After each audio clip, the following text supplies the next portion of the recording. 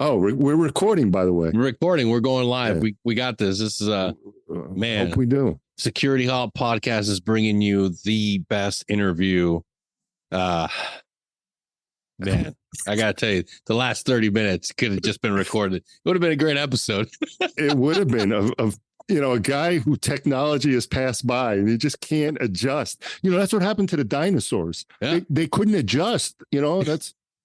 And they should get killed by a comet. I should be hit by an asteroid because I can't adjust. My thumbs don't work. Facebook. It's too much. It's too much. Put this volume up here. I want to hear your smooth voice. That's gorgeous. Oh, man. David, thank you so much for being here today, man.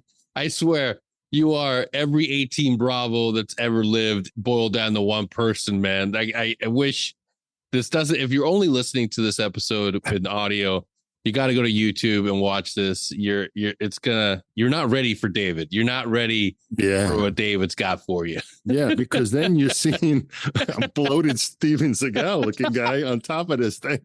You're seeing the bloat. So no way. No, maybe back when Steven Seagal was still like functioning adult, not what we got right now. Not the Aikido. Yeah, he's deep in Putin. He's deep in there, Putin. He's balls deep. He's balls deep in Putin. Yeah, he's riding that thing. Yeah. Yeah, but instead of Steven Seagal, we're here to talk about a real American legend right here. This book and the whole story behind it. Captain Richard Flaherty was 4 feet 9 inches, and if that's not enough to make you say, like, what the fuck? And the rest of his story is just as remarkable and will blow your fucking mind. And luckily, David is the man that wrote the book and was great friends and is here to tell us all about this true story. So, David, I'm not going to friggin' interrupt you because I need you to tell us this story from the beginning, my man. So please take it away. Let me jump right in. Thank you so much for having me on.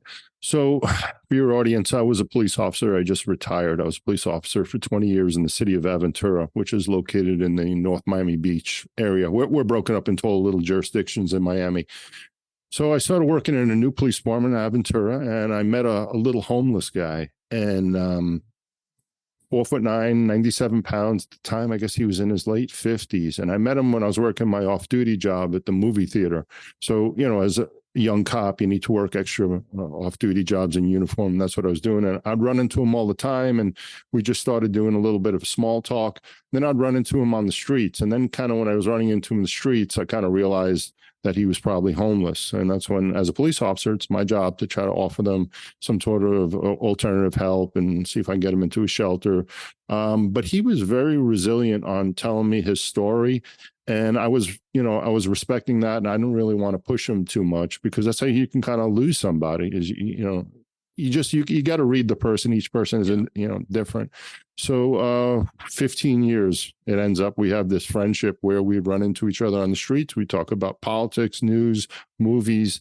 And one day after 15 years, I still don't know anything about the guy, except he's a pretty intelligent guy because we would talk about world politics and he really had a good feel for everything. And he would tell me, wait, you see in 3 months, this country's going to take over that country or this president's going to do this and he's going to back at it. And I'm like, how does this little homeless guy, I know he read a newspaper, but how does he have so much information? So he drops the bomb on me in in the summer of 2015. We're having a sandwich at Subway, which is something that we do. We get coffee. And he just says, Dave, it's time I tell you who I really am. So for me as a cop, it's kind of a scary thing to hear because this is a guy who I have a friendship with and, I like talking to him every day. So I'm nervous about what he's about to tell me. Is he telling me he's wanted? Is he telling me that, he's got this after him?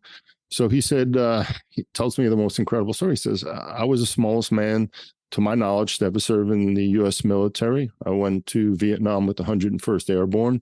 And then I transferred eventually to 3rd Special Forces Group and became a Green Beret. And the first thoughts really in my mind were, I really enjoy talking to this guy. I know there's no such thing as, 4'9" Green Berets or even guys in the military. He wouldn't, how was he even going to carry the equipment? Yeah. So it just was kind of sad. But as a cop, you deal with people with all types of delusion. You don't really try to bust their bubble. If they're not a danger to themselves. And that's the other thing is we have a law in Florida called the Baker Act, where I could have forced him into a mental facility if he was a danger to himself or to others, or I felt that, without care or the neglect, he would have problems. But he never met the criteria. So now he's telling me this, and I'm pretty, I can't believe it. I'm pretty shocked that he's this far gone, because he's pretty sharp on so many other parts of life.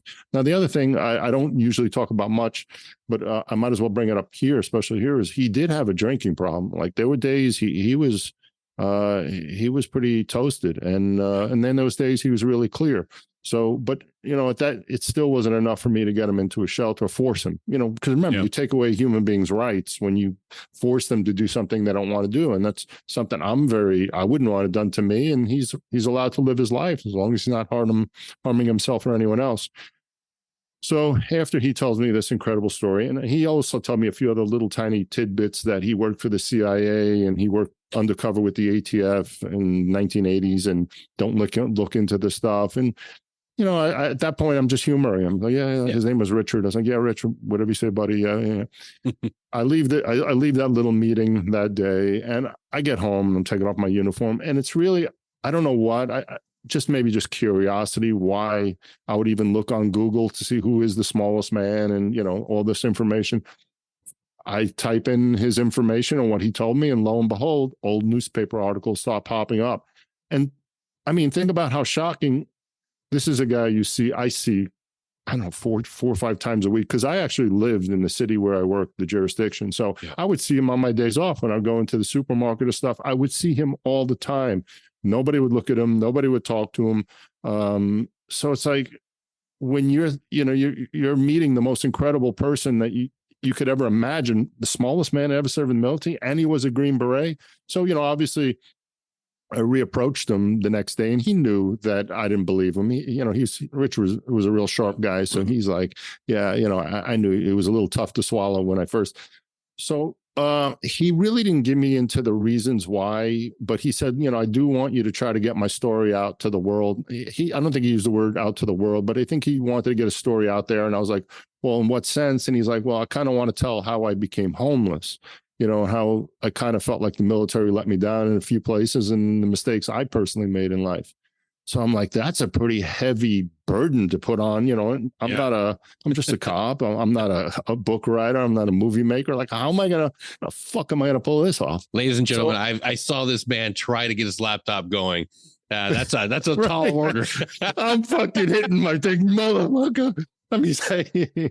So I'm just, it's, things like that are not easy for me. I got a lot of my head don't work so good sometimes. So what my thoughts were at that point in time were, let me collect as much information as I can. I certainly know people, and I can ask people. I can find a real writer. I can find a real filmmaker. And this is certainly, to me, I don't know about the rest of the world, but to me, this is incredible. Like the highest of highs.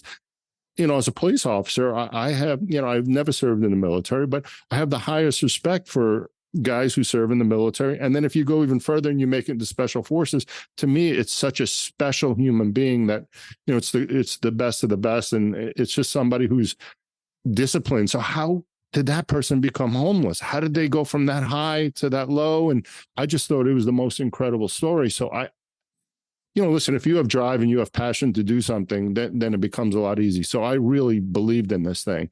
And I started collecting his information. I said, well, the other thing he told me is, he says, well, we got to make a little deal. And I said, well, what's the deal? I forgot his three things he said. I got to refresh my mind. It's number one, if there's ever a movie made about his life, Brad Pitt has to play him. Number two was his quote was $3 million, that Richard needed to get paid $3 million. I had to find somebody to give Richard $3 million. And then the last thing, which was, is pretty weird, is he said, no matter what happens, once you start this project, you got to give me your word that you finish it. And I didn't, we all have time with people, and Richard was there forever. And yeah, he was, at the time, he's 69 years old, but he's pretty robust guy. He, that was the other thing. He's 4'9", he's 97 pounds, but he was very athletic built, and he carried himself and he walked with his shoulders back, and it looked like he was going to be here for a long time. So Richard, a week later, after we started talking about his life story, got killed in a hit and run. And that's a whole pathway. I can, depending on which directions you want to go with the story now. I mean, we can go in lots of different directions. Oh yeah, bro. You are navigating. Let me just keep you on the right lanes. If you want me to just continue to go in chronological order, yeah, man, keep telling us, pumping forward. So yeah, the one thing I do want to say though is, anytime you meet a Green Beret, a lot of people have this like, oh, that's bullshit, because a lot of the shit that we do is fucking straight out of a fucking movie, and there are hundreds of us that are very unassuming. You wouldn't picture a lot of people. I've seen it at both ends of the spectrum. We have guys that are now biochemists. We have guys that now work in Fortune 500 companies. They don't look the part anymore.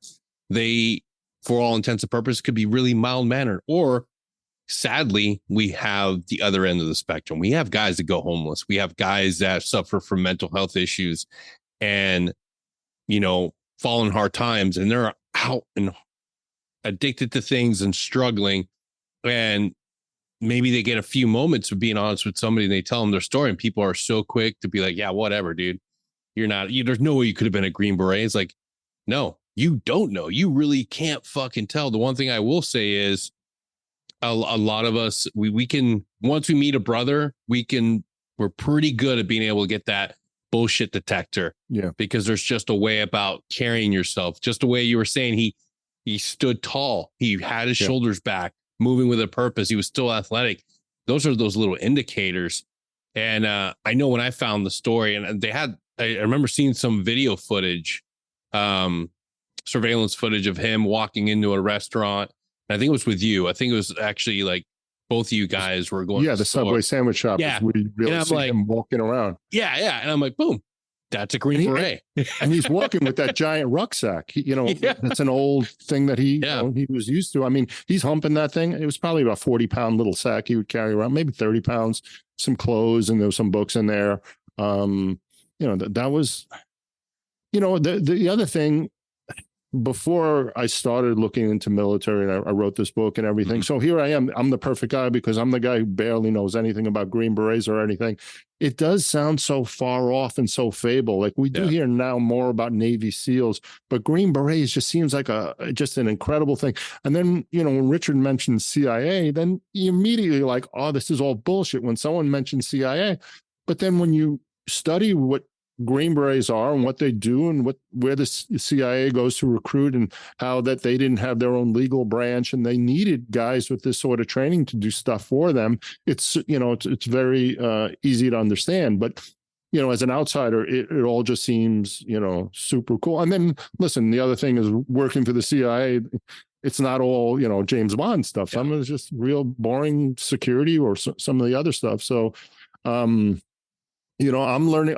The weird thing about this whole thing was I kind of just like learned as I was going about this whole thing. And same thing with, the military guys. And it's just, life is really, really weird and takes you in really weird places. So jumping back into this. So now he's dead.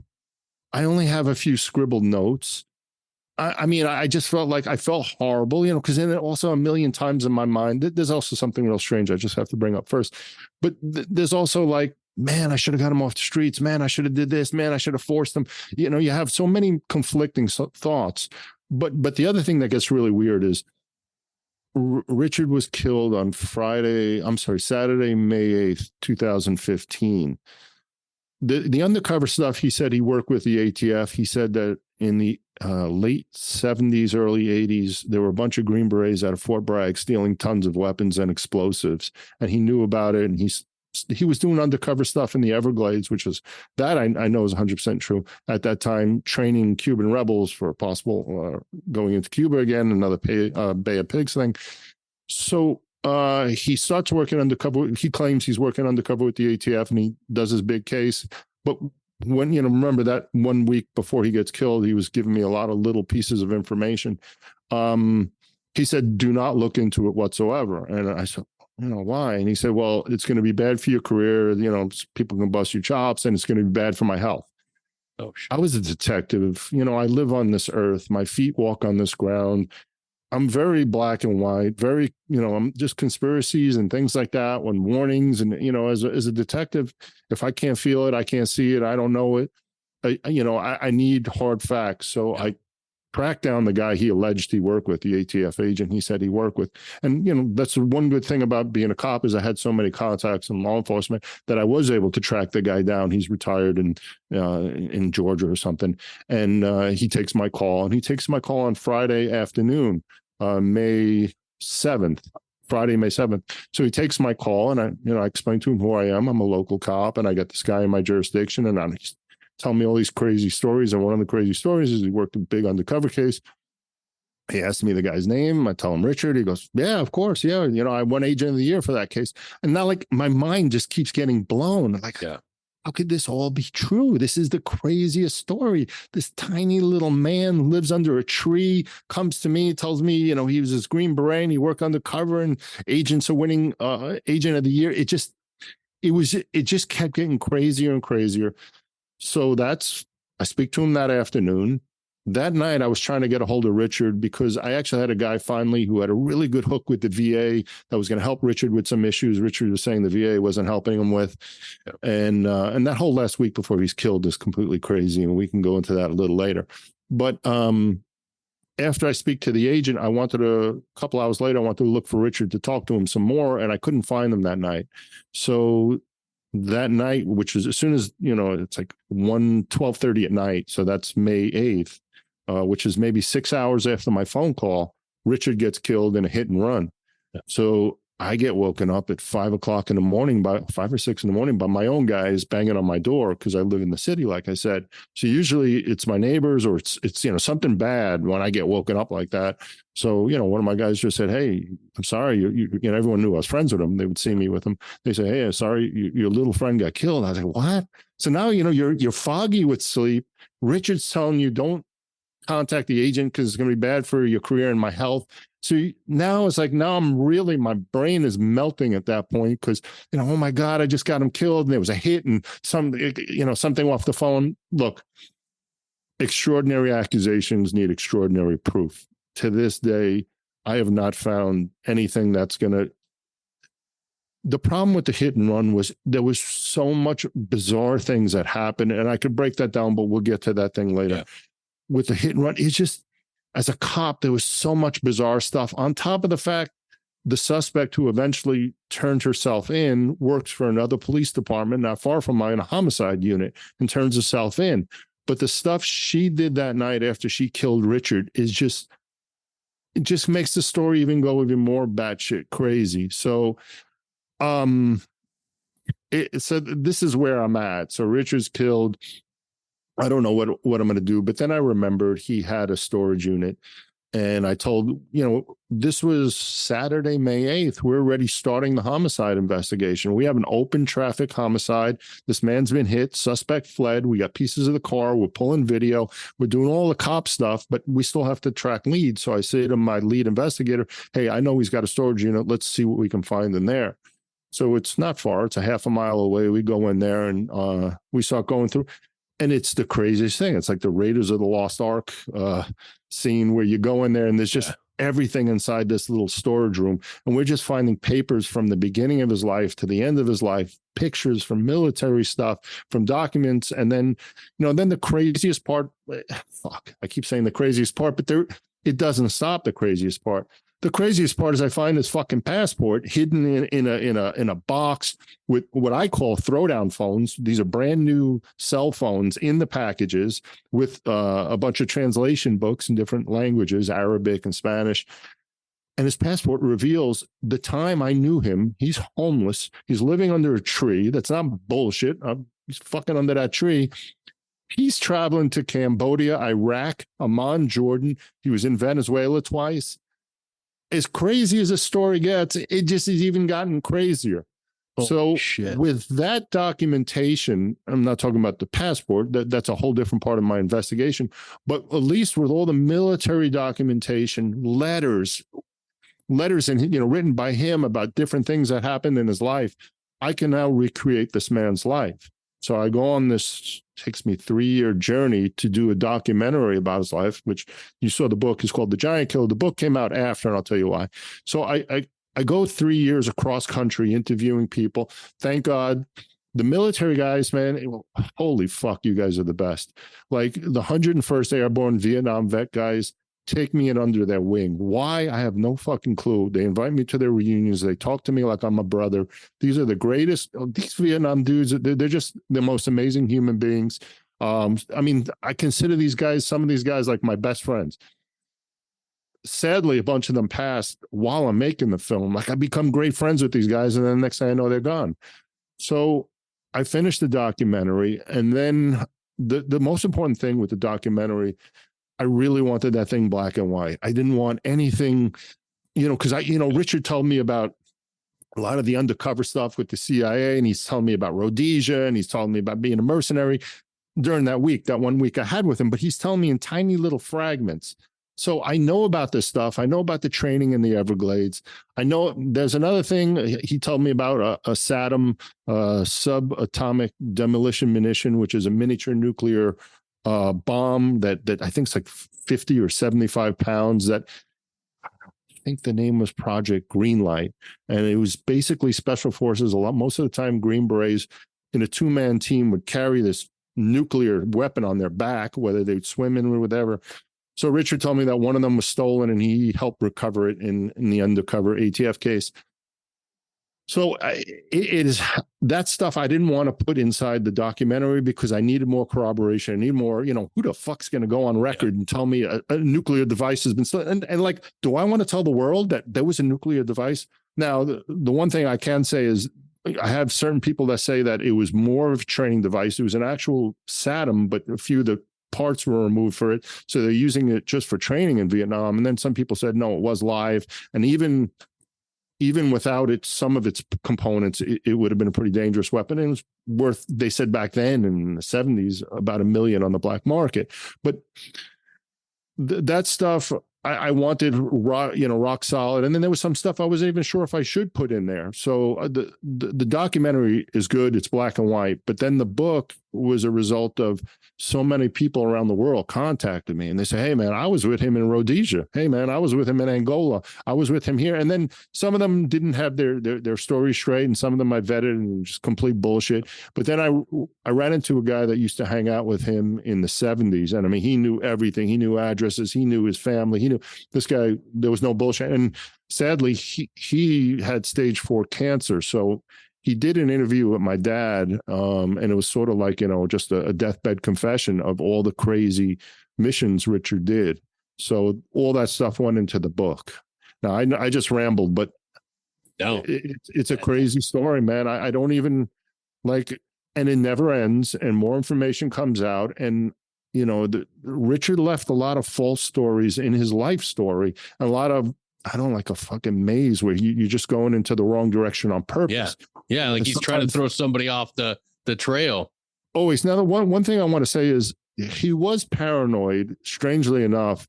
He thought the State Department was after him. So usually as a cop, 99% of the people who have some sort of mental disorder always saying it's the CIA. Sometimes government CIA, but no one ever says State Department. Richard was convinced that State Department was after him. So, there are some aspects of his story that I don't know, what parts are true and what parts aren't, but it's certainly the most remarkable, incredible story that, I've come across. And some people, their minds are just blown. Some people, they don't think it's a big deal. And then, well, how is it not a big deal? Do those people have a pulse? Right. Like, how you go to boot camp at 4'9", 97. How does he get over the wall? How does he carry the equipment? The gun was almost so long he couldn't swing it. I forgot what rifle, the first rifle you guys carried before the the M16, and before that, before the M16, the M1A, There's a picture of him. It's almost as tall as he is. So then all the issues of the equipment didn't fit him. How does he jump out of the planes with the 101st Airborne? the stories of them strapping extra weight onto him because he just wouldn't descend at 97 pounds properly. So it's such a shocking, unbelievable story. With all my research, I've now seen there are smaller guys. I've actually seen a couple of 4'10", 4'11" guys now. So it's been done. It's just very, very rare. It's super rare. Yeah, it takes somebody with tenacity, spirit, and that drive to do it. I mean, you have to think like back then and during Vietnam, like, fuck. There's no participation.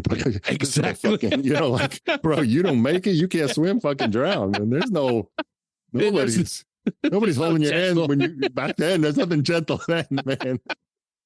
Fuck, I mean, it was the guys, listen, thank God, these people still, I have a few social media pages, so thank God they still come in stories. And then, I ask them, hey, write it in your own words when you met Richard and what happened. And, because Richard was a brawler. He would get into a lot of fights. So there's some really good, funny Richard fight stories in America, in Vietnam. He fought with some Navy guys in bars. He was a wild, crazy, tough. There's a couple of things in Vietnam that were controversial, which is important that I talk about in the documentary. I easily could have made Richard the greatest world war hero and this and that, and had no bad parts about him. But that's not true. That's not real. That's not fair. He was who he was. He wasn't perfect. There's a sort of like a lone survivor story of him in two different platoons. He was in charge of one platoon. This was when he was a second lieutenant with 101st, and they were doing a joint mission in enemy territory. The other platoon got into a firefight and wounded a few guys. Richard's platoon was in a really bad spot that they've been attacked before. Mortars are starting to come in. And the guy's like, hey, I'm going to wait for medevac from my prisoners. And Richard's like, he keeps saying over the radio, are you sure they're not KIAs? And he keeps saying it over and over. I'm not going to judge it because I'm not looking at 20, 18-year-old kids who I'm promised to get them home. And now we're in the middle of fucking, there was just a firefight with the other platoon not far. So you just rang the dinner bell to the other guys. So you see that in Lone Survivor when in the movie, I don't know, in real life, where they're trying to make that decision. Like, what do we do? So that happened with Richard in Vietnam. And, it depends on what side of the street, and where you are. If you were in Richard's platoon, you'd probably be pretty for what he was saying. If you're sitting in your house watching TV, judging everybody, you probably look at it different. And I can't judge those things because I didn't walk in his boots. And that's, I was never in the military, but as a police officer for 20 years, there's so many things the public just doesn't understand that you can't, unless you do the job, you just can't understand why we do what we do. The cops do make mistakes 1,000 times. Is there a million things we can do better? Of course there is. But then there's so much stuff the public just doesn't understand because you just physically have to do the job. Matter of fact, I do love every once in a while, they'll take the most liberal pastor or this or that. They take them, hey, we have this simulation thing where we take you on ride along, and then there's going to be a guy and he's just got a paint gun. And everyone in like the most liberal, I would never hurt a fly, end up shooting the people for no reason. And because they're like, man, my adrenaline was up. The guy wouldn't show me his hand fast enough. And, smoked them. Yeah. In real life, things are a lot different than in the movies or on TV or. Absolutely. And we see that it's a tale as old as time itself. It's convenient to judge people's actions in war from your couch. It's truly the most convenient American thing, because how dare you do something and survive and live to fight another day in any other way than what I think is right, sitting here in safety in the safety of my living room.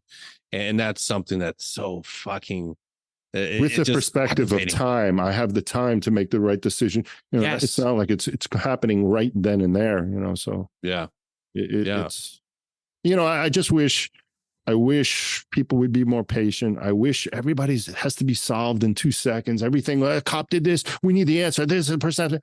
Just let investigations happen. Give time. Everybody so needs to find who's right and wrong in a story immediately.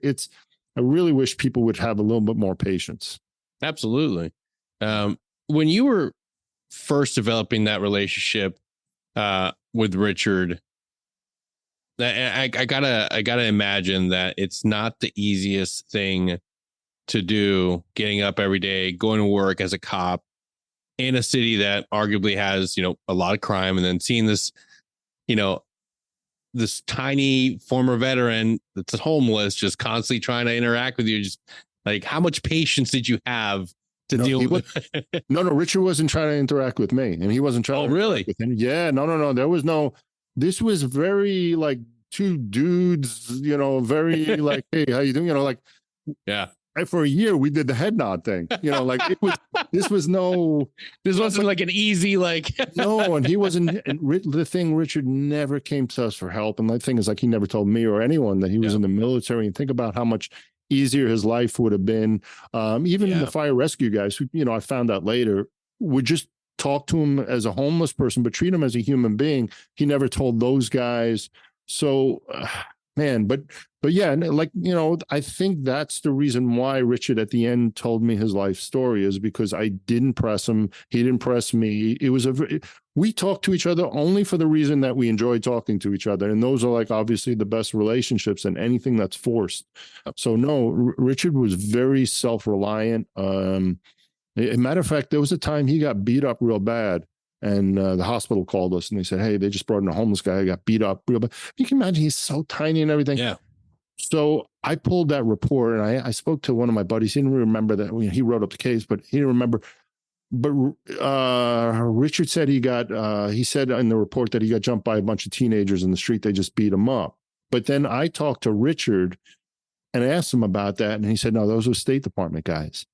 And that's when I said, I don't know, man. I don't know if, how fried his brain is. Like, why would State Department guys come out into the street and beat up a tiny homeless man? Like, and he's like, well, because I know too much. And, they're just trying to send a message to me. So there were parts of his life that I didn't know what was real and what wasn't real.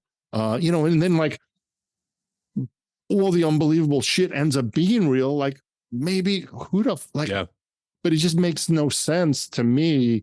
I don't know.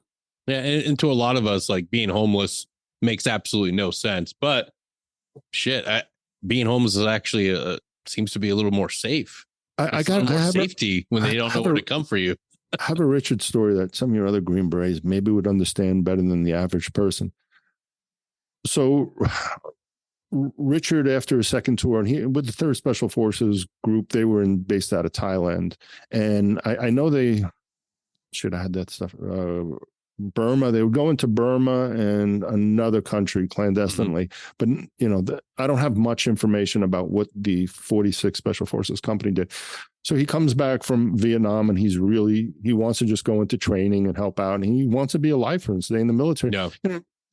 I didn't ask him about it, but other people mentioned it that knew him. And they said, think about it. Like, his whole life, he's made fun of. Everywhere he goes, people stare at him. He's the butt of the joke. He's everything. He goes into the military, same thing happens, blah, blah, blah. But he proved himself. And he wins the Silver Star. He earns the Silver Star. Yeah, I didn't mention that. He earns the Silver Star, 2 Bronze Stars, and 2 Purple Hearts. He actually should have got 4 Purple Hearts. He was injured a bunch of other times that he didn't even get paperwork on. But, you hear all those incredible things, and it's just, it still shocks me to this day. Oh yeah. His story is remarkable in so many ways, but the fact that I'm sorry, I just popped back. My brain just popped back. It don't work sometimes. So he comes back. You're in the perfect show for that. Yeah, I am. He comes back from Thailand, and they have the RIF, the reduction in force. Yeah. So that's when they were downsizing, and allegedly they treated the officers really, really bad, made them pick up garbage and blah, blah. So, Richard left the military. So then this is the story I was going to get to. So then something happened, like a guy from his old neighborhood contacted me through Facebook, and he said, hey, I saw you wrote the book. I had this crazy Richard story. I said, okay. He goes, I don't know Richard and grow up with Richard, but I'm in Miami Beach, and it must be like 1972 or 73, and we're having some sort of spring break, and I'm with a bunch of my guys from my neighborhood. Richard was from Stamford, Connecticut, and he says, they're telling me about this kid, Richard Flaherty, that's coming. He's coming into Florida, and he's going to hang out with us tonight. We're going to go out to bars. He goes, so there's a knock on the door. They're renting a little apartment in Miami Beach. Knock on the door. He opens the door, and there's like a high school freshman kid standing there. And the guy says, "I'm Richard Flaherty." Yeah. And he's like, there's a tiny kid, fresh-faced kid. Now, Richard is a Green Beret. He's 23 years old, but obviously he looked so young and he was so tiny. So Richard comes in. They end up, Richard, strangely enough, he got a limousine that night, which I guess he just wanted to party. So Richard gets his limousine. They jump in the limousine. They go to bars. They're bar hopping in Miami Beach. And the funny, the apex of the night is BB King is playing in a bar, or he's playing on stage. And Richard was so drunk at one point, he jumped on stage, and the guy's like, "Richard Flaherty, this little tiny guy's dancing next to BB King." And eventually one of the security just picked him up. Richard didn't want to fight, but they just picked him up and carried him off. So I guess 3 a.m. they all jump back into the limo. They're going back to the apartment. And as they're driving back to the apartment, Richard tells the driver to take him to this park. And it's 3 a.m. Like, well, what's going on? Driver takes him to the park, and Richard said, "I'll see you guys for breakfast. I'm sleeping here." And everyone's like, "What the fuck?" And he rather sleep in a dense park with foliage than in an apartment with a bunch of people. And that just kind of shows, I guess he saw some shit. He did some shit. Yep. He just didn't feel comfortable. And then, the other people later were telling me stories about, Richard would only stay in like a little cottage where he can set up little security things around the cottage. And he was always very checking things and making sure nobody was, following him and checking his trail and things. So he was very, I don't know if the word's paranoid, or he was just very, still locked on, or maybe he was still doing missions. And he never, it was very difficult for him to make that transition to civilian life. And, I did speak to a couple of the special forces guys, and man, they told me that adrenaline rush. And if you survive some nasty firefights, there's just nothing like that. And sometimes you're kind of chasing that high. And maybe that's what Richard was doing in those missions. Cause I never really figured out all that stuff, the Venezuela stuff, the Iraq, the Cambodia stuff. Although recently I did get a guy who said that he ran into Richard in Iraq. I don't remember what year it was, maybe 2003, 2004. And of course, that's the one thing about Richard is like, well, how do you know you ran into him? Well, how many fucking 4'9" guys are they walking around on a military base? But yeah. Richard was a private military contract. He was doing something in Iraq. I don't know who, you do your freedom of information requests with the State Department and with the CIA, and they send you that letter. We can confirm, no deny. No, the thing that really nails it home for a lot of people is you come home, you redeploy, but you don't always redeploy, if that makes any sense. There's a lot of people that are still stuck feeling like they're still fighting the war, whether it's Vietnam, whether it's Iraq, whether it's Afghanistan, because even though the physical redeployed, you're here in the States mentally, you haven't consolidated and dealt with the trauma you went through. You're still stuck in that upregulated, constantly on alert. Your fight or flight, that's arguably what you're always operating in. You're constantly feeling like you are having to fight for your life. And it's 100% why he was more comfortable being out in the streets, why he sought to live in parks, sought to be outside. Because think about it, he's dealing with the trauma of Vietnam in a modern world in today. And that guy didn't have any support. He didn't have the VA. He didn't have a care team. He didn't have family members. No, he was trying to deal with it the best way he could. And that was keeping himself safe the way he was doing it in all those years, through all those deployments. If you have to put more trauma onto this, he finally figures out his life in his 22, 23. He tries to go into the clothing business, garment business. He buys some clothing and it doesn't work out, but he does meet his fiance, meets the love of his life. He moves down to Miami Beach with her. She was a teacher, school teacher. Within 6 months, she gets into a 1-car accident and dies. On top of, just more trauma to him. He did meet maybe 20 years later, the next woman of his life that he loved, and off and on they would meet and not meet. And, they had a relationship, off and on relationship, like a lot of people do.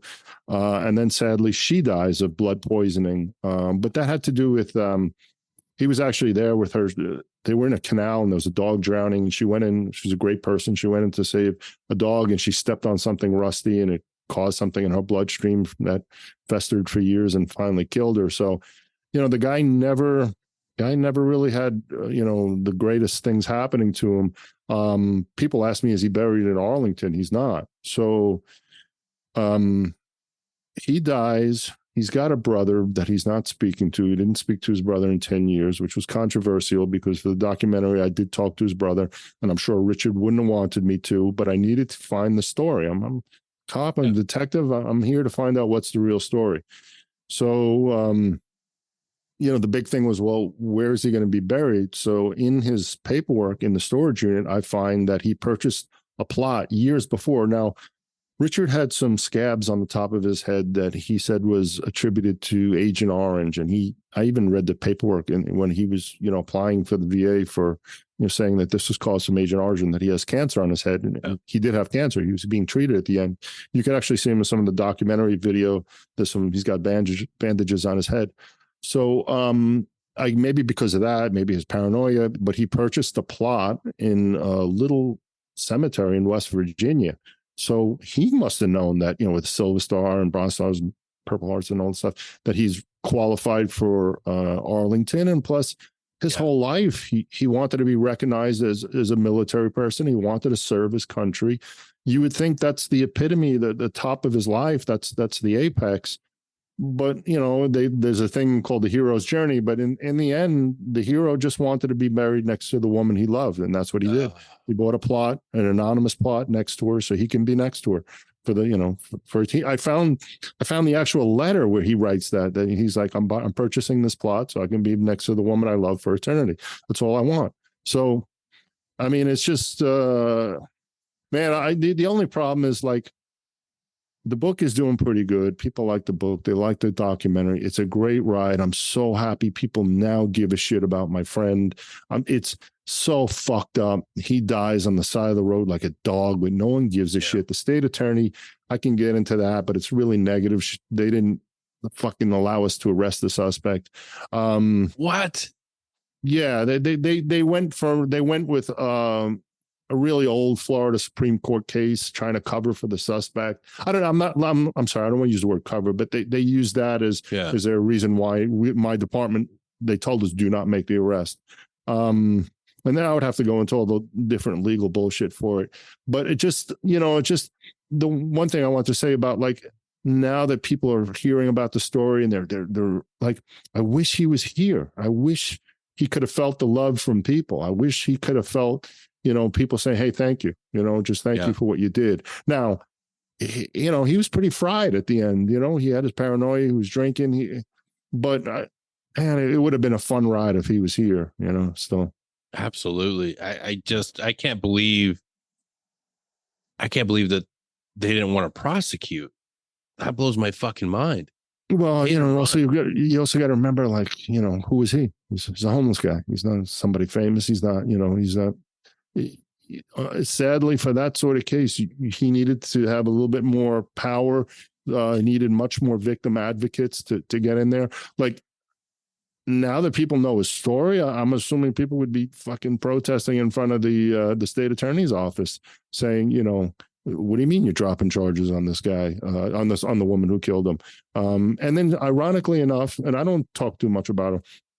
Ironically enough, about a year and a half ago, she becomes famous from a video of her drunk, DUI drunk outside of a bar in Boca Raton, and she starts using really bad anti-Semitic terms while she's wearing a police homicide jacket. So that's why the video went viral and everything. So she's known for that, and it went viral, but she's not known for killing my friend 2 years earlier. So, it is what it is. What's her name? You can tell me after. Listen, it's in every story. If you look up the name Richard Flaherty, who killed him, and you're going to see the name Leslie Sokolov. That's who killed him. There's no.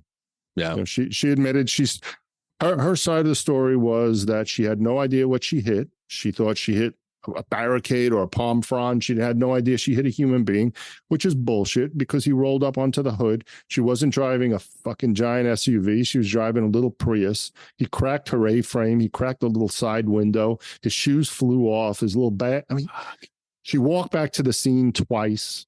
She saw his body. Yeah. At the end of the day, you get what you deserve. Yeah. I think mean, listen, you could tell she is not mentally healthy. You could tell she's it's eating really her off. up. Yeah. No. But way before you could tell that's not a normal human being. That is not a, because I have video of her. I have phone calls of her from the evidence from the case. Yeah. We have her walking in her parking lot. We have her calling her car insurance, trying to get her car fixed. She don't call the police after killing Richard, but she's trying to get her car fixed early in the morning. Oh my God. So, I just, you can go down such a dark tunnel of anger. And I try not to do that. I try to just because if I talk about how fucking pissed off I am, then I'm not talking about all the great things about Richard. Yeah. And, it doesn't bring him back. No. She goes to jail, doesn't bring him back. There's nothing. The only thing I can do is, sorry, I'm moving around or I got a fucked up back. No, same here. That's I do it all the time. I got a fucked up back. So, the only thing I do is just try to tell all the amazing things about Richard. And, what are some of your favorite memories about? I mean, because you knew him for 15 solid years.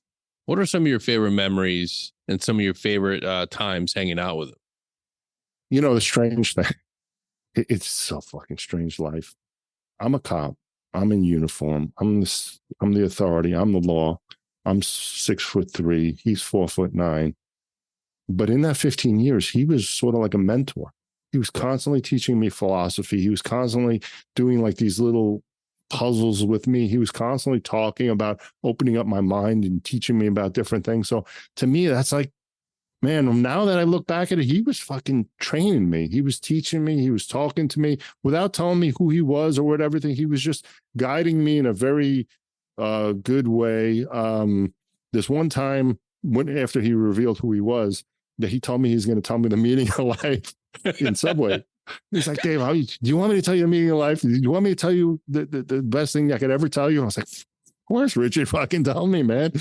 He goes, but I want you to repeat what I'm about to tell you. So I'm waiting for this fucking knowledge of who killed Kennedy and blah, blah, blah. And he says, he goes, the key to life is, he made me repeat it. So I remember. So it goes, the key to life is money in the bank calms nerves. Always say that. Say that as I was like, money in the bank calms nerves. Just make sure you always have money in the bank because it calms nerves. That was his wisdom. So he made me repeat that. Sometimes he would do Shakespeare and shit. Like he fucking remembered. Like he would do shit. Read shit out of books, and he would stand on the fucking bench and like he'd put on because sometimes I'd meet with him. There was this little parking lot where he would sit on this bench. It was kind of tall, and I'd pull my car up, and we would just shoot the shit. And it just, listen, when you have a real friendship with somebody and there's nothing forced and nobody wants anything off anybody, it's the easiest, It's the easiest thing. Yeah, it's the easiest thing. So, I just enjoyed hanging out with him with that. We never. I invited him once after that week.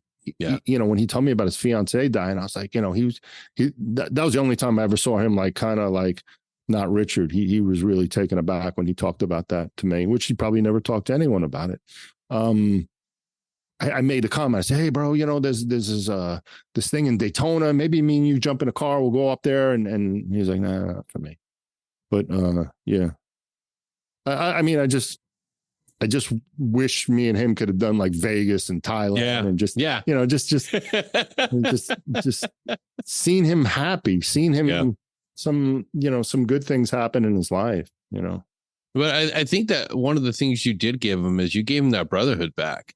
You gave him something that we all get in SF that's so hard to give up. And that's why so many of us, when we do leave, deal with loss of identity, deal with that feeling of being disconnected and lost, because that brotherhood, that friendship, that camaraderie, that is something worth fighting for, worth dying for. That is something that literally keeps people alive in the worst conditions. And hearing you talk about him, you gave him that. You gave him that ability to have that teammate again. Because that's something that, if you are used to being, you just reminded me of something. Were you talking? He mentioned something to me once about that. Something about that. I never talked down to him. He never felt, he just, he mentioned something that he didn't use the word dignity, but something that the way that I didn't pity him or anything, that I just talked to him like I'm talking to anybody else. I forgot how he said it. Something about, just something about you being a big guy.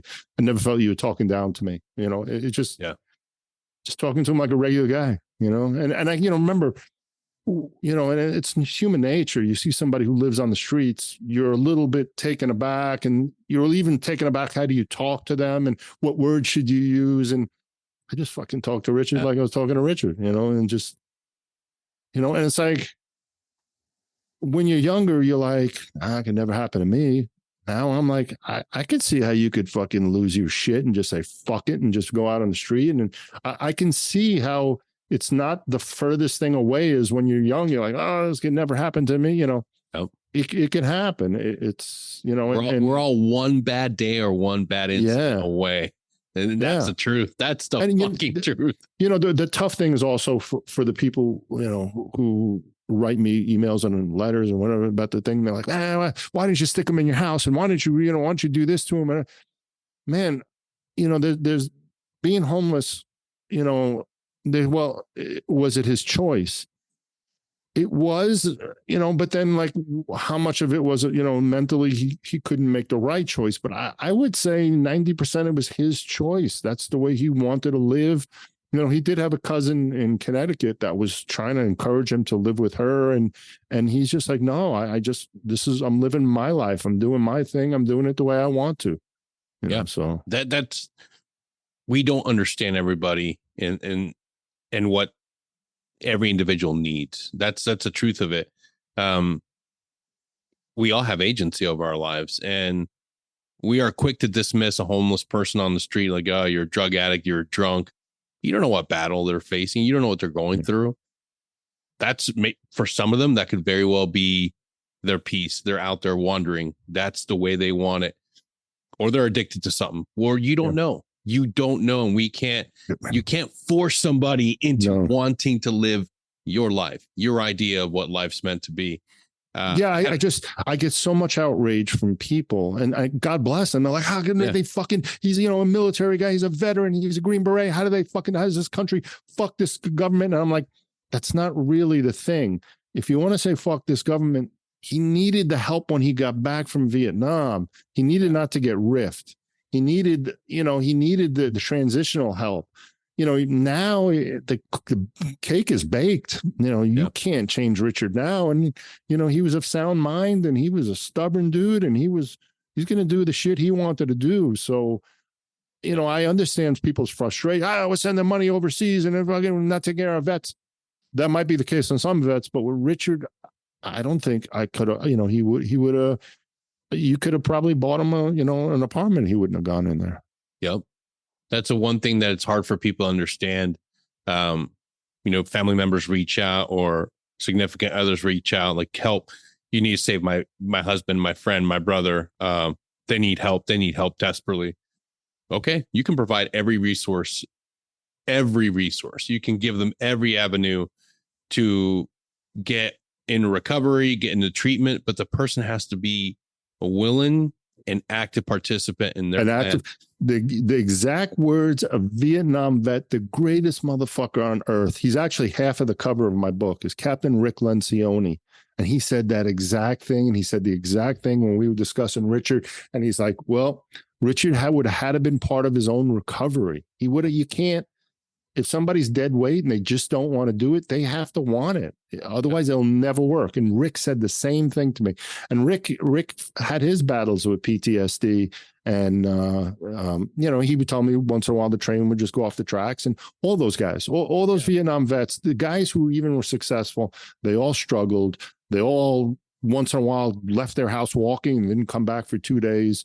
Most of them because of their families and their responsibilities, and some of them for their faith, got the train back on the tracks. But, one or two little things like, the size thing is an obvious thing with Richard, that, his whole life he was treated poorly, on top of then his fiancées die, and on top of the riff, and then it compounds. Oh yeah.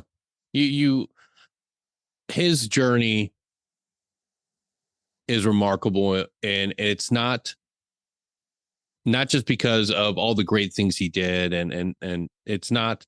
I don't want people to take away that it's a sad story. There is a lot of sadness, but fucking amazing, remarkable, resilient, journey, inspirational. Yes. This is the greatest underdog story. If anyone ever complains they can't do something, go be a Green Beret at 4'9". Yeah, this isn't really. This isn't a story of how sad and melancholy. No, this is a celebration of a man. That truly lived as a quiet professional.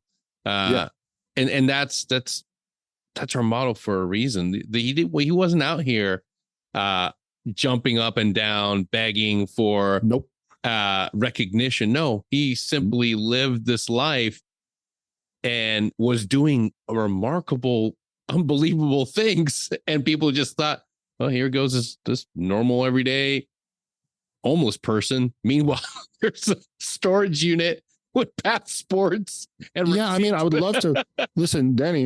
It's one of your guys sees this, and one of your people that knows a guy who's still doing private military. There's stories still out there. We can kind of figure.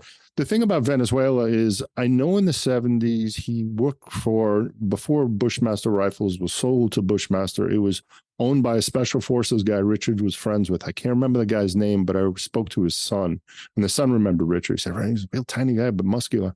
And Richard worked for them in sales and development. He had, this was the guy who gave me the confession story. He had contacts, and he was selling weapons to the Venezuelan government legally through U.S. in the 70s. Maybe that's what he was doing in Venezuela in 2005. But where he went was a really dangerous port city back then. And the guys I know in government were saying, he needs a liaison to get into that place and out of that place. It's not like you just get off your plane and jump in a taxi. So, man, I would love to know some of the stuff. Have a few of the Rhodesian stories coming. Every once in a while, I'll get a little taste of this and that of Angola. And he was pretty sharp. Like, there was a lot of guys they called themselves, man, it's so cool to learn history. A lot of Vietnam vets went to Rhodesia, and some for the money, and some because they wanted to continue the fight for communism. And a lot of those guys, like Richard, who were riffed out, called themselves the Crippled Eagles. That was their nickname, is that, we're the guys who got shoved out of our own government, but we still want to fight communism. And Russia and Cuba was in Africa, sending, training the guerrillas and stuff. So same thing, Central America. And then there's the whole thing. The ATF case has got a bunch of layers, and that another time you invite me on the show and we can talk about that, because 2 Green Berets did go to jail. They were supposed to go to jail for 40 years. One guy barely went, which he was just sent back to Central America. He was supposed to go to prison, and and the other guy didn't take the deal, and he did a couple of years. But I found a lot of declassified CIA stuff, and I'm really tight with the agent, but the agent knows the information he knows based on what he knows. There's so many layers to this thing. So the whole claim was that Richard at that point was working for the CIA, and he was just part of getting the weapons, however he can get them to Central America to stop, the spread of communism back then, basically like the Iran-Contra stuff with Oliver North. So, man, there's so many layers, and there's so much. It just, I never really stopped telling his story or learning about his story. Yeah, it's something that it's gonna, man, we can continue unraveling this for friggin'. Yeah, I mean, listen, hopefully your community guys, they can add some stuff, and one of them will give you a call and say, hey, Denny, you know what? I might have a lead, I can look into this, and then I'll get back to your guy, Dave. So you never know. You never know. I thought I was out of the Richard Flaherty business when I finished the documentary. I thought I was fucking done. I was like, oh my God, I'm done. I did my, he made me promise, we start this thing, you fucking finish it. I did. There was a billion times I wanted to fucking quit because I don't know how to make a film. I can't even turn on my fucking computer. I'm going to make a fucking film. I'm fucking banging on my fucking thing. So there was a million times I wanted to quit. There's a million, how the fuck am I supposed to make a movie and edit it and pass codes and find an agent and see if somebody wants to distribute it? All that bullshit. There's a million headaches and blah, blah, blah. But whatever. I climbed that mountain. I thought I was done. Then all the information came in, and I was like, okay, let me write this book. The project, I just finished another project. I did another book on military heroes. And once again, I'm not blaming Richard for this one, but so when I'm on social media, kind of talking about the Richard Flaherty stuff, people will tell me about other military heroes and say, you should learn about this guy. And I really, once again, I didn't have a military background, which is really, fuck, we got to teach that shit in school, the military history. So, I'm learning about all these incredible people and everything. And I'm gathering information from the internet and from videos and this, and I'm writing my own little synopsis of this story. And they're saying, hey, can you do a compilation book? So I just did that. And that's what I'm doing. I know that's going to be good. When's that going to be published? It's out. It went out last week. I got it right here. Giant Killers. Throw that bad boy. Giant Killers, War Heroes. Oh, the fucking green screen took it. Giant Killers, War Heroes, and Special Forces Legends. So on the cover, if the green screen don't fucking kill him, is Gary Wetzel, Medal of Honor recipient. Gary was a machine gunner on a helicopter, and they were doing insertions, taking guys in and out.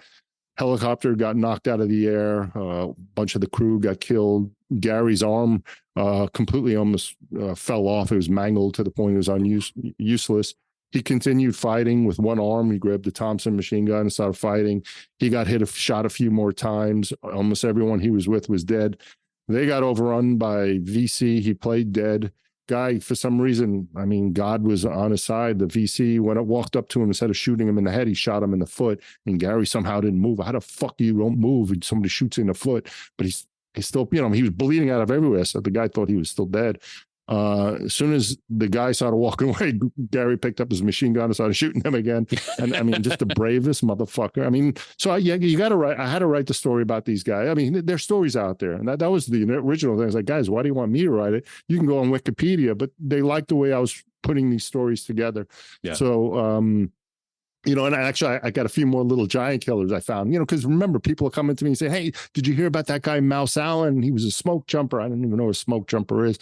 I guess it's guys who parachute into fires. Yeah. And there was a Marine, 4'11" U.S. Marine who fought in Vietnam named, I don't want to fuck this guy's name up, Mouse Allen. I'm trying to think of they called him Mouse, but I can't remember his first name.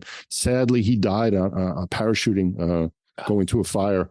But he's in there. He's memorialized. So there's a couple other little giant killers. There's also another guy, I think is a Medal of Honor guy named John Baker, he was a gymnast. He's like 5'1", a tiny little guy. You see him getting his Medal of Honor. It's just amazing. So, these guys, I take my hat off. As a cop, I saw a few things in my life, but, I have a ton of respect for anyone who served.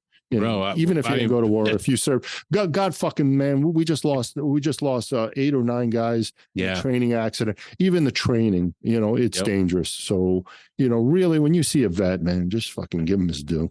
Yeah. And you know what? Our communities we share close ties. We deploy, we go see the worst parts of the world, and then we get to come home and try to piece it all back together. What you and your brothers and sisters do is every day you step outside of your house into a hostile environment, day in, day out, and you live there. Yeah, listen, bro, what's weird? I listened to, I wanted to refresh. This is for the guys, not for you, Denny. This is for people listening. So I want to refresh myself, and I want to fucking listen to Denny because I never watched his podcast. So I'm listening to him, and he's got this woman on. She's a psychologist, this woman, Abigail, and she starts telling her resume. And I'm trying to figure out how this podcast is going to go. And she is like knocking everything out of the park. And Denny's just laughing the way he always just giggles. And he's just laughing. And I'm assuming he's laughing because she's so fucking good. I'm like, oh my God, I'm going to ruin his podcast because this woman is so articulate. She's making her points amazing and everything. Where I'm going with this is I started thinking about like PTSD and everything for cops. And I was thinking, I don't think I have PTSD, but 20 years and I did see some shit, and there are some stuff that just makes me jumpy and puts me in a real bad mood real fast. And I'm just going to tell a story, not a bad story, but I was visiting my brother in California, and he had a hot tub, fucking beautiful hot tub. And you're just sitting there. He was out in big outdoors, beautiful. And my little nephew, who's only 8 years old, loved to come up behind me when I was in that fucking just zoned out thing and just like yell or bark or scare the shit out. and I would go to fucking 100 so fast because as a cop, I mean, I guess a soldier, sometimes you go into urban and, there's urban fighting, but as a cop, our urban fighting is inside of houses. It's inside of, I've seen horrific things in beautiful houses and bedrooms, and there's no war zone. Where you live is where you turn around a corner or something, it's really fucking bad. So, sometimes just like for us, like, we're always, I'm retired 4 years. I'm trying to get rid of the hypersensitivity and being out of my mind. But it takes a little time to come It back. does. And what we have to understand and what we have to be open to realizing is trauma is trauma.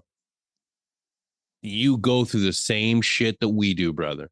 Every single, if you never believe that, then what just happened a few days ago should be a concrete reminder that it is. 2 Nashville cops went in and neutralized the threat at a school. Yeah. And those guys will never be the same. They'll never be the same, those guys. Absolutely not. Because what they saw, not shooting the bad guys, nothing, but what they had to see, the victims, you're never really the same. The other thing I kind of describe, people ask me about police work. I want to be a cop. I say, man, probably in the military, a year or two, you get hit with a ton of radiation or nuclear, or whatever the fuck it is, fallout. Yeah. You get it. And, you get hit with it very hard. But police work, it's so subtle. You're working in a nuclear facility. You don't realize you're getting radiation poisoning because it's just a little bit every day. So cops are always like, I'm fine, because you're just getting little doses of it. But after 20 years, you've seen all these cops drop dead of heart attacks and drinking problems and all this shit because it's different than the guys in the military who were in battle and horrific things in a year and it's done, as opposed to us 20 years every day, that drip, drip, drip. And every day someone telling you go fuck yourself. Yeah. And, some guy with fucking AIDS and diarrhea shitting in the back of your police car and you got to transport him and, these fucking anal warts and stuff, bro. No more fucking anal. Man, let me tell you. I want to be a cop now. Fuck, it's delicious, bro. It's the best. It is the best. I almost ate a kid's finger. If your friend wanted to sign up for Miami Police Department, Denny, I almost accidentally ate a kid's finger once. This is a fucked up story. This is sad. It's a really, but this is true. I was sad. Fucking the poor kid in the mall fell on the escalator and his finger got severed. We had to open up the escalator to get the finger out. So they rushed the kid to the hospital. I'm rushing the kid's finger in ice to the fucking hospital, which I had to go. It was a different hospital for a really good surgeon. And I had my fucking sandwich, my Subway sandwich right next to the bag with the fucking finger in it. I almost ate that finger. I grabbed the sandwich. I wasn't thinking, had so much shit on my mind. I'm like, oh shit. I almost ate the fucking finger. But it is what it is, man. Timmy, we have your finger. And I wish I could tell you I was happy. They couldn't get the fucking, not because I did anything to it, but sadly they couldn't reattach it. But the one thing about that kid, he was so fucking tough. The kid barely cried. He's like, I'm missing my fucking finger. The kid's like this. I don't know what he was doing. And he's like 8, and he's like, so, listen, God bless. That was a tough kid. Yeah. Good kid. Fucking, man, I have my own story of a troop that lost his finger in Iraq. But just going to eat it, bro. Fucking eat that finger. No, none of us ate it. Not to the second knuckle. Take it only to the first knuckle. After that, you're a little weird in the team. In the teams, we say a guy takes it up to the knuckles. David, thank you so much for coming on, man. One last time, tell us the title of both your books and your website, because we're gonna promote the hell out of this. More people need to, and the documentary is on Hulu or is it on Amazon Prime? We're on everything. We're on Amazon Prime, Roku, YouTube, Google, iTunes. The Giant Killer. I think they changed it a little bit to The Giant Killer Finding Flaherty, but you can find it. Yeah. The Giant Killer. The book, thank God it got picked up by Spotify because it's an audio book on Amazon. I think a lot of people now, especially podcast people, they like the audiobooks. The Giant Killer. And thank God, man, I got a great dude to read that book. What a awesome dude, did me a favor and read the book. You didn't do it yourself? Fuck no. I'm going to do Rambo. Hey. I'm going to do fucking John. After one. Real hot in my hair. No, so The book's on Spotify, Amazon Audible, Kobo. The book is on Amazon as a paperback ebook and hardcover. The new book, Giant Killers, War Heroes, and Special Forces Legends, right now is just a paperback and ebook, and that's on Amazon and Barnes and Noble. So I don't really have. I mean, I have a webpage called Small Soldier. I never fucking go in there. But I have social media pages called The Giant Killer. If you guys have a Flaherty story, you have a Flaherty question, come ask me. Matter of fact, so remember, that's how. I got one last little tiny quick thing. Yeah, absolutely. How the fuck do you make a book about heroes? Like, who the fuck picks who's the best hero? Is it the most Medal of Honors? Is it most times you were shot? Is how many fingers you ate? Who makes the book on? So I didn't pick the heroes. I chose the people that they talked about the most. Yeah. And these certainly aren't the greatest heroes. And there was a couple of guys like Audie Murphy, obviously, is incredible. And, and Chris Kyle, those guys who had so much coverage already, I didn't feel like you need to have another book. But some of the guys, so the audience picked the heroes, not me. And I thought that was kind of cool that I let people, and if there's another book, you guys pick it, not me. I'm not picking that. Hell yeah. But man, bro, it's such an honor and a pleasure. And shit, even after the podcast, bro, we're gonna talk. Oh hell yeah, man! This is with that chick. I got mental issues. Put me up with that Abigail chick. I got people for you. I got friends that can help us because that's what we like to do here. Damn, I'm screaming at kids in hot tub. No more fingers. Don't worry, for the audience out there, we're gonna make sure David gets taken care of. We're going to have him jump on one of our peer-to-peer support groups, or maybe we'll hook him up with 22-0 or any of the other great organizations that we like to refer to. So if you want to find out more about any organization or anything that could help you on your mental health journey, go to our website, www.securityhalt.com, or hit us up. Send us an email at sechaltpodcast@gmail.com, and we'll try to connect you, because here at Security Halt, we like to think of ourselves as the bridge connecting you to mental health care professionals, because we're not scared to talk about it. You can come ask us any dumb question and we'll refer you to the right person because we care. All right. Until next time, take care.